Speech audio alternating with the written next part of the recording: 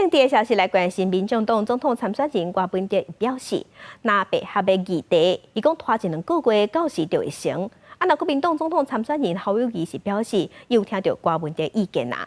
另外，郭台铭是继续伫地方走行程。那副总统赖清德伫昨昏是正式接见日本前首相安倍晋三的太太安倍昭惠。安倍昭惠女士。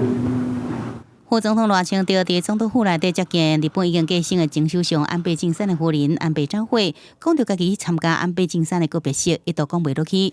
去参加告别式。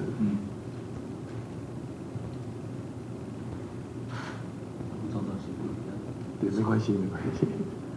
去参加告别式看到的照片，哇，是那么帅气，充满了笑容，也没有感觉到他已经不在了。情绪小可恢复了后，赖清德也讲到其他代理伫安倍晋三的精神之下，会有更加深化的交流甲合作。离总统大选，各党持续布局，领团每19发布上新的民调。民进党赖清德支持度38.48%第一，民众党郭文哲28.34%第二，国民党侯友宜21.29%是第三。另外，出现国民党甲民众党合作声音不断，郭文哲18更加讲到，这个议题拖1、2个月啊，有当时就成功。而侯友宜只是讲听到郭文哲的声音咯。柯文哲的声音我听到了，下架、无能。没有做又贪腐的民进党政府，这才是我们最重要的目标。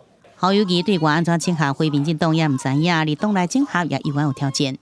对，你唔咱台湾人，你我是台湾人，屏东啊，屏东。鸿海创办人郭台铭甲大头活动也学了由韩国瑜做北农总经理时，农民收入上好。另外，也被关切三丰北农是不是就是韩国瑜看上的？市长有帮忙安排吗？没有，这农产运销跟农民的生活跟渔民有息息相关，而且是最重要的农民生物资。我认为说，我应该来参观。郭台铭强调是来贴出民意，不过传出国民党7月23要举行全大会，正式提名侯友宜为总统参选人。记者综合报道。